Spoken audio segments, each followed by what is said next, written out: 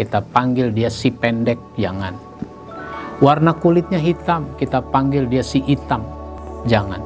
Itu namanya gelar-gelar yang buruk, yang dia tidak suka.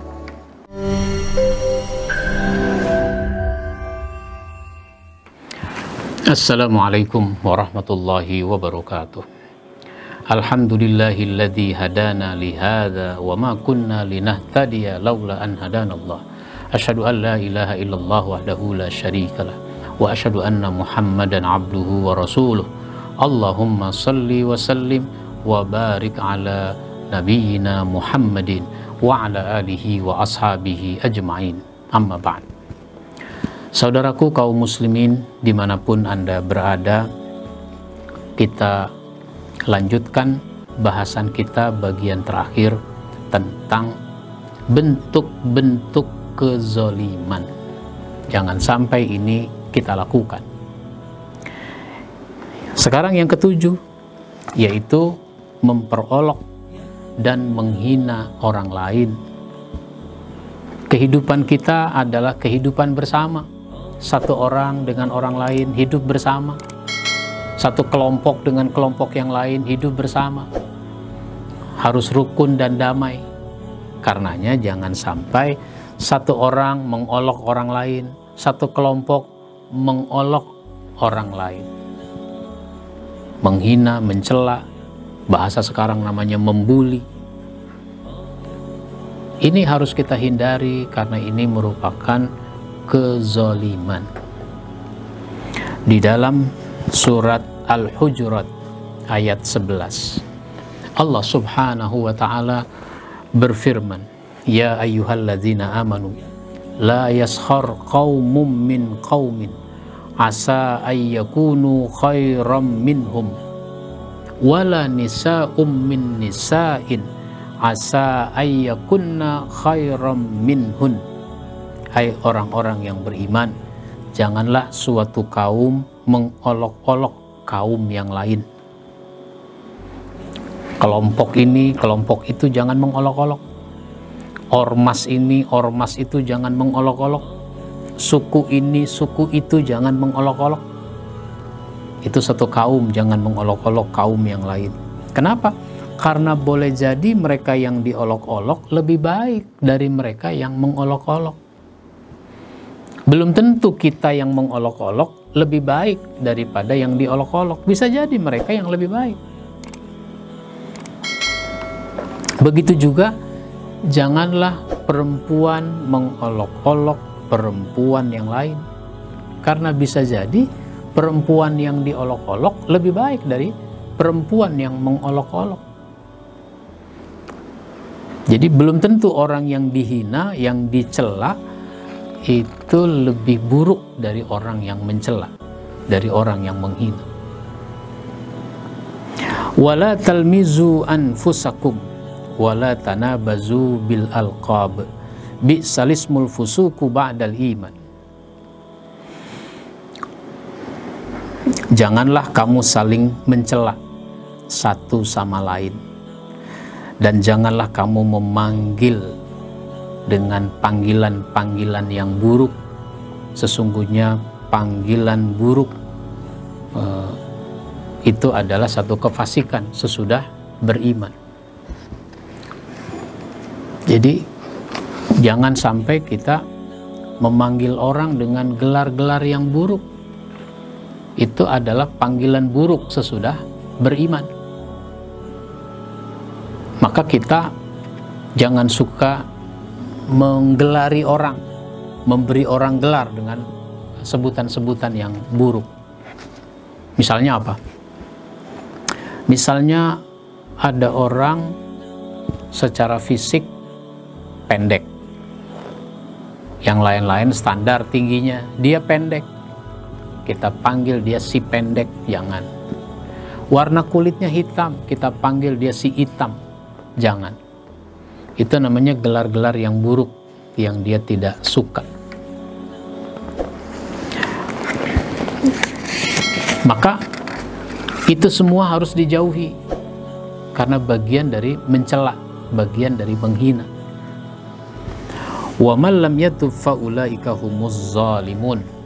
Nah, barang siapa yang tidak bertaubat, yang tidak meninggalkan semua itu tadi, mencela, menghina, membuli, maka mereka itulah orang-orang yang zalim.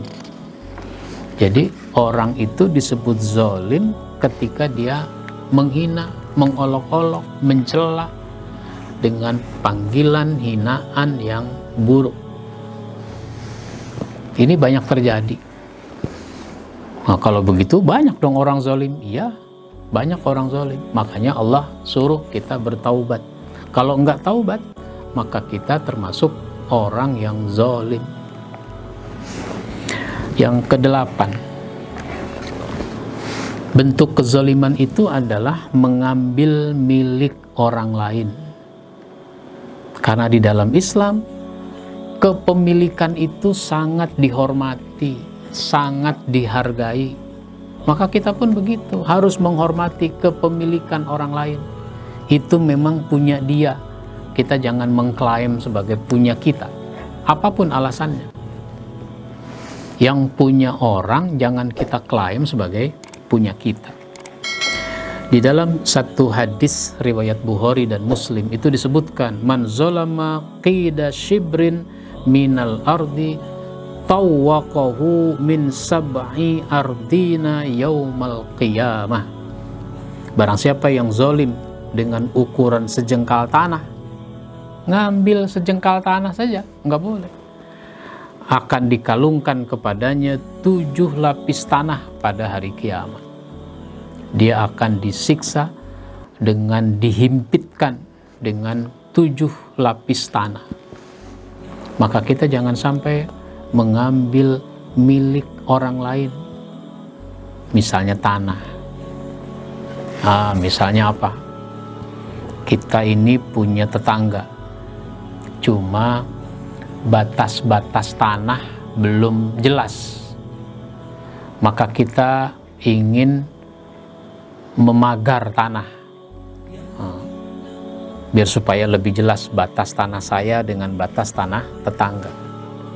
Maka saya ajak bicara tetangga, Pak, saya ada rencana mau bikin pagar. Alhamdulillah ini ada rezekinya. Oh bagus, silahkan. Cuma perlu dicek ulang, ini batas-batasnya. Dibuat garis, dipatok. Bener nih Pak, ini batas-batasnya. Oh iya bener. Iya udah bener. Nah, padahal saya melakukan hal itu ada maksud yang tidak baik. Maksudnya apa? Saya ingin mengambil tanah tetangga sejengkal 2 jengkal. Maka sesudah diukur itu tanah, terus dipasang tali, itu tetangga masuk ke rumahnya. Ketika tetangga masuk ke rumahnya, itu patok yang tadi sudah disepakati saya geser sedikit. Saya geser sehingga ada mungkin 10 cm, 20 cm, mungkin 30 cm. Itu tanah tetangga saya ambil. Sesudah dipatok, patoknya sudah saya pindahkan 30 cm misalnya.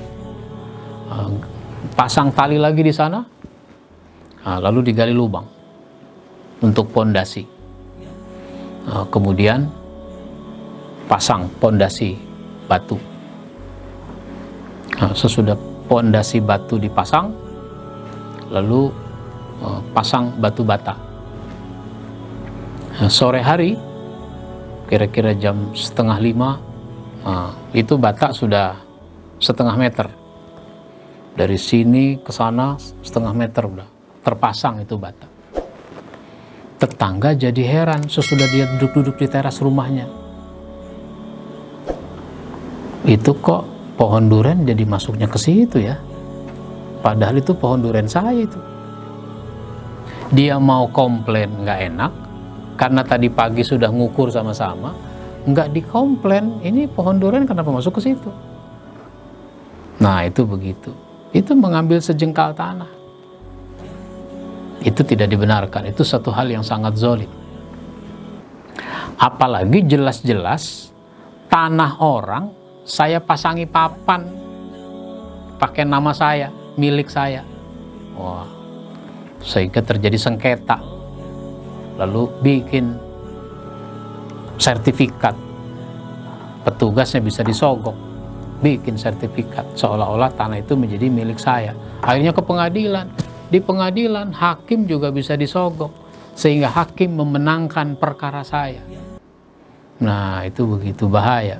Akhirnya apa? Hakim memutuskan bahwa tanah itu tanah saya, padahal itu bukan tanah saya. Nah, maka ini pun suatu kezoliman. Jadi jangan sampai kita melakukan kezoliman demi kezoliman di dalam hidup ini, termasuk mengambil sesuatu milik orang lain.